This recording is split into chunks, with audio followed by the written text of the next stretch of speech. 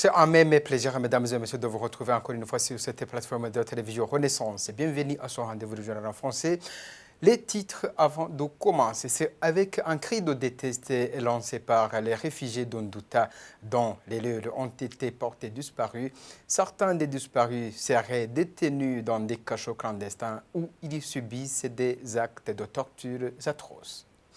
Justice, le procès qui oppose Pierre Nkurunziza et David Gakunzi, maître Bernard Mengue, est en étant délibéré depuis jeudi dernier.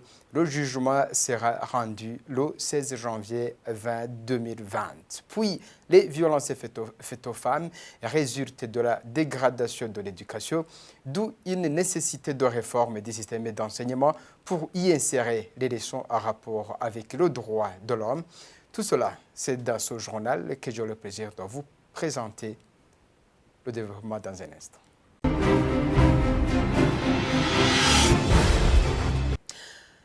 Rebonjour. Le procès qui oppose David Gakunzi, écrivain burundais, maître Bernard Mengue, avocat belge, et un journaliste de la chaîne de télévision France 3 contre Pierre Nkurunziza, chef d'État burundais, a été mis en délibéré ce jeudi. Pierre Nkurunziza avait porté plainte au tribunal correctionnel de Paris contre ces hommes, les accusant de diffamation. À l'origine, une vidéo avait été diffusée sur France 3 montrant des scènes de violence. Nkurunziza a perdu le procès et a fait appel. David Gakunzi espère que même ce procès en appel connaîtra le même sort parce que le parquet n'avait pas fait appel. On le suit.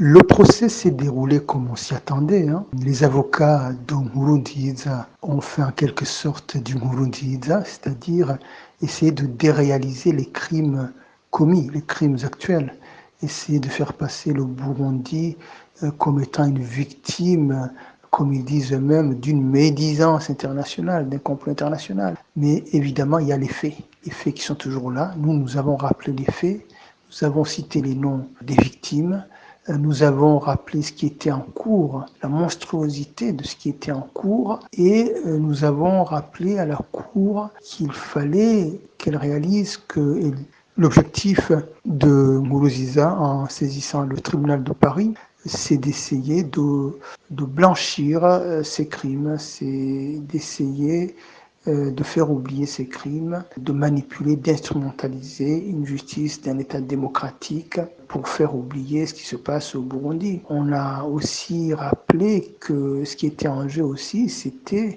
la liberté de critiquer un régime tyrannique, qu'on ne peut pas laisser des régimes tyranniques museler leur population sur place et vouloir venir museler les opposants jusque dans leur exil.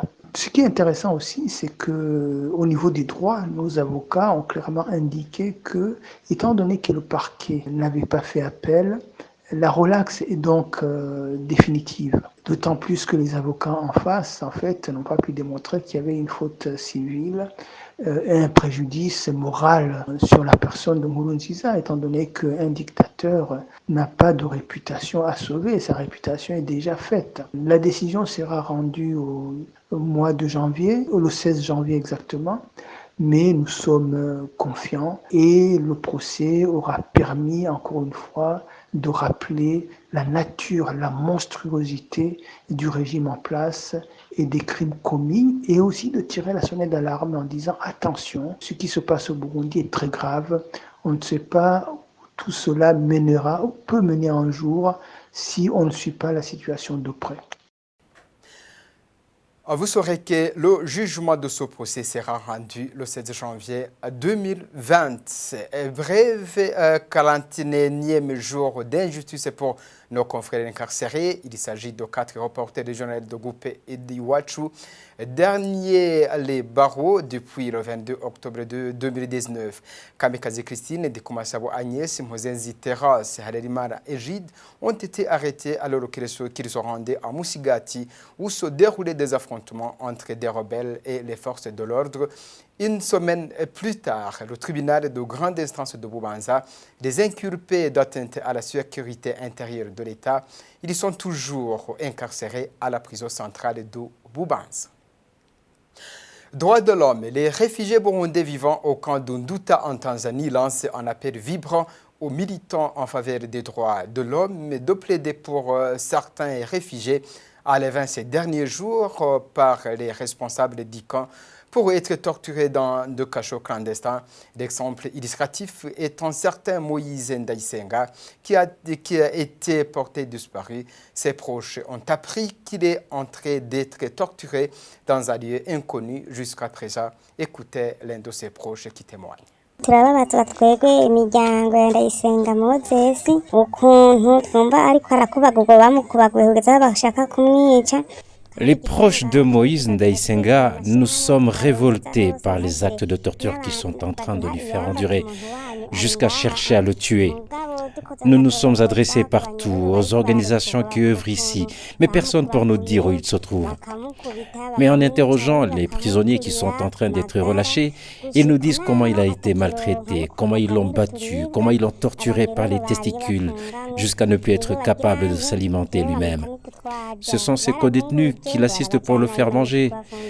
Ils les ont délocalisés pour les enfermer à Magneto, les ont ramenés pour les mettre à Makere. Le malheur qu'il vit là-bas est sans nom.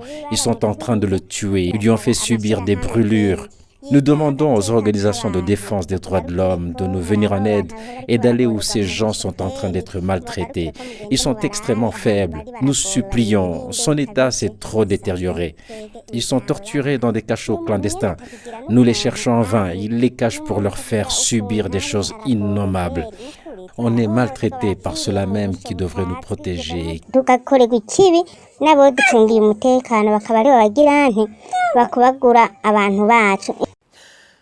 Nous poursuivons notre journal. Les violences faites aux femmes résultent d'une mauvaise campagne sur le rang supérieur des hommes par rapport aux femmes. Il faut donc détruire cet argument pour revenir à la légalité des genres. C'est cela l'analyse de Mme Arlette Zirolera, membre du collectif contre les violences familiales et l'exclusion en Belgique, qui propose une réforme dans le système éducatif pour y insérer des leçons en rapport avec l'égalité des genres. Elle a mené cette analyse lors de l'émission en synergie des médias radio Inzamba Radio RPA et la télé Renaissance de ce jeudi dernier, Défi de chez nous. On l'écoute, elle a été jouée par téléphone. Pour pouvoir éradiquer les violences faites aux femmes, il faut vraiment se pencher sur l'éducation. Il faut l'éducation à la base, que ce soit dans les écoles, dans les familles, que le sujet ne soit pas tabou, qu'on puisse en parler, que les violences faites aux femmes existent et qu'il y a moyen de les éradiquer et de pouvoir éduquer un garçon et une fille au même titre d'égalité et lui montrer au garçon qu'il n'est pas supérieur à la fille et la fille aussi qu'on essaye de aussi lui inculquer ses droits pour que quand ses droits sont bafoués, qu'elle puisse savoir à quelle porte se taper pour pouvoir revendiquer son intégrité. La lutte doit continuer parce que c'est une lutte de longue haleine, parce qu'il faut un changement de mentalité. Ce changement de mentalité ne sera pas possible s'il n'est pas accompagné par l'éducation et aussi la mise en pratique des lois existantes pour pouvoir protéger la femme. Quand on parle de loi, on parle de tout ce qui est le respect de l'être humain et de surcroît le respect de la femme en tant que telle, parce que c'est la femme le pilier de la famille, c'est la femme qui donne la vie, c'est la femme. Et il faut encore une fois, que ce soit les 16 jours même après, continuer, pouvoir surtout essayer par exemple de mettre dans le cours de civisme ou dans le programme national de l'éducation, pouvoir mettre un accent aussi sur les violences faites aux femmes et les droits de la femme. Je pense que les résultats, il y en a.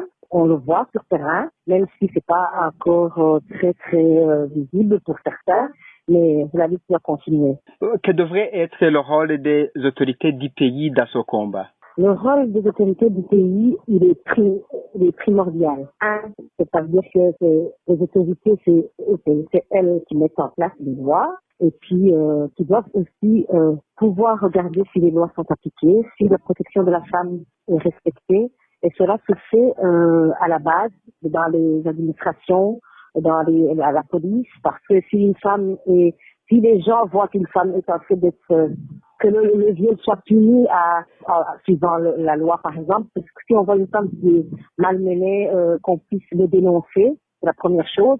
et que la police aussi puisse être informée d'abord de son droit qui existe, de ce que les violences existent, qu'il faut respecter, qu'il faut pouvoir protéger cette femme, qu'on prenne vraiment au sérieux cette question en donnant des formations vraiment régulières aux agents de la police, aux agents des agents communaux, pour pouvoir faire en parler d'abord, voir que cette femme qu'on protège, ça peut être la maman, ça peut être la sœur, la fille, et que la vie d'une femme doit être protégée, mais que ça doit d'abord informer.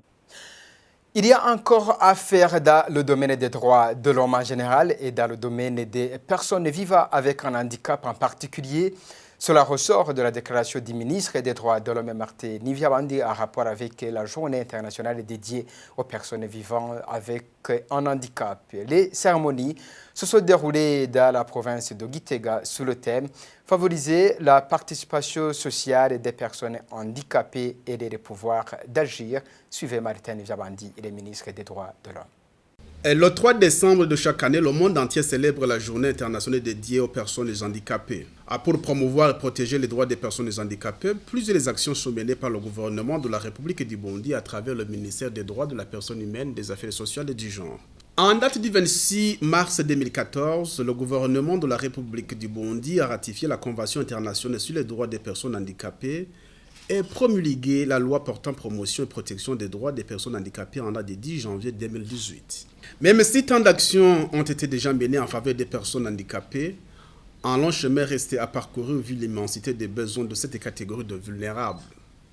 C'est pourquoi, en plus de la journée de solidarité locale lancée en 2018, tous les intervenants en matière sont invités à mettre en œuvre cette politique nationale avec son plan d'action.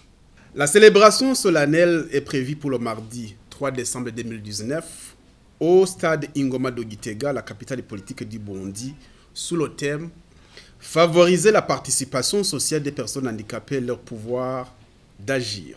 À toutes les personnes handicapées, nous leur disons très bonne fête. Que Dieu vous bénisse, je vous remercie. 12 projets de loi seront analysés par le parlementaire dans une ouverture solennelle du mois de décembre. Ces 12 projets seront analysés avant d'être mis en application. Pascal Nyabenda, président de l'Assemblée nationale, a invité les membres du gouvernement à répondre aux questions orales qui seront adressées dans le cadre du contrôle de l'action gouvernementale. C'était ce lundi dans l'Assemblée nationale. On l'écoute. À l'agenda de cette session, il est prévu l'analyse des projets de loi suivants. 1. Le projet de loi portant ratification par la République du Burundi de l'accord modifiant pour la deuxième fois l'accord de partenariat entre les membres du groupe des États d'Afrique, des Caraïbes et du Pacifique d'une part et la communauté européenne et ses États membres d'autre part, signé à Cotonou le 23 juin 2000 et modifié une première fois à Luxembourg le 25 juin 2005. 2. Le projet de loi portant ratification par la République du Burundi de l'accord sur l'établissement de la force en attente d'Afrique orientale. 3. Le projet de loi portant réglementation du médicament, de l'exercice de la pharmacie, la profession d'opticien et de l'art des tradis praticiens. 4. Le projet de loi portant création, délimitation de la commune Buhaïra et délimitation de la commune Mugui en province Chibitoke. 5. Le projet de loi portant dispositions particulières au commerce du pétrole et des produits pétroliers au Burundi. 6. Le projet de loi relatif aux impôts sur les revenus. 7. Le projet de loi relatif à la taxe sur la valeur ajoutée, TVA. 8. Le projet de loi relatif aux procédures fiscales et non fiscales. 9. Le projet de loi portant modification de certaines dispositions du décret-loi numéro 1/13 du 24 novembre 1986 fixant les droits d'enregistrement en matière foncière. 10. Le projet de loi portant révision de la loi numéro 1/33 du 28 novembre 2014 portant organisation de l'administration communale. 11. Le projet de loi portant ratification par la République du Burundi de la Convention de Kinshasa, Convention de l'Afrique centrale pour le contrôle des armes légères et de petit calibre, de leurs munitions et toutes pièces et composantes pouvant servir leur fabrication, réparation et assemblage. Et enfin 12, le projet de loi portant modification de la loi numéro 1/20 du 9 décembre 2004 portant statut du chef de l'État à l'expiration de ses fonctions. Économie à présent, la Banque mondiale a des projets au Burundi. Certains de ces projets ont été présentés ce lundi par la représentante de la Banque mondiale au Burundi, alors qu'elle a été reçue en audience par le président de l'Assemblée nationale, Pascal Nyabinda. Cela a été dit par le porte-parole de l'Assemblée nationale, Alexis Badian Ndayihimbaze, que je propose de suivre.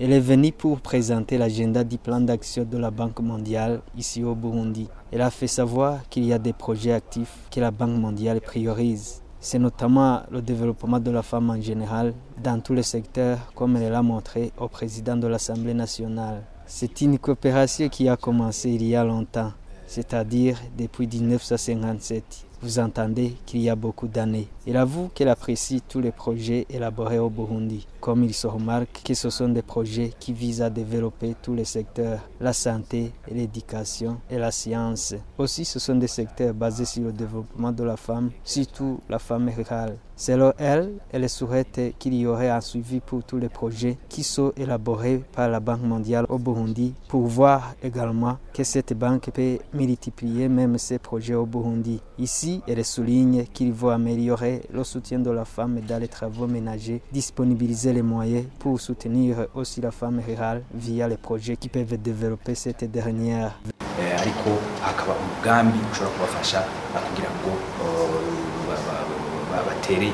C'est parti que je mets un point final à ce journal. Merci de l'avoir suivi. Au revoir et au prochain rendez-vous.